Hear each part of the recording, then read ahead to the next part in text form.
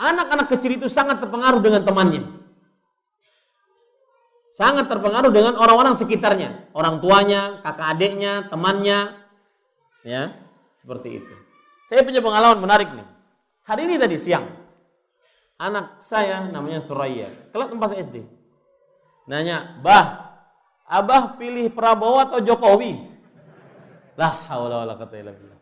Saya cuma tertawa. Ayah dapat dari mana? Dari teman di sekolah, lihat. Itu mengiang-ngiang. Jadi kalau sekolah, karena di rumah tidak ada televisi, kemudian dia tidak pernah nonton berita politik, kemudian kita tidak pernah juga membicarakan politik di rumah, dan semisalnya. Dia tidak tahu apa-apa. Dia taunya dari mana? Dari sekolah SD-nya. Emang sekolah SD, teman sekolah SD bicara apa?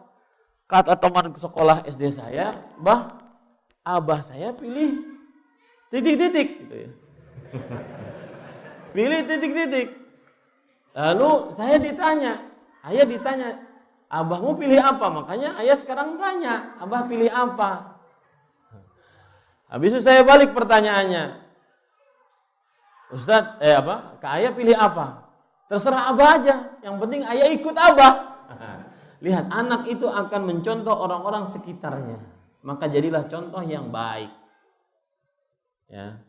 Jadilah contoh yang baik. Yuk salurkan infak dan donasi amal jariah terbaik Anda untuk operasional Rifkon TV.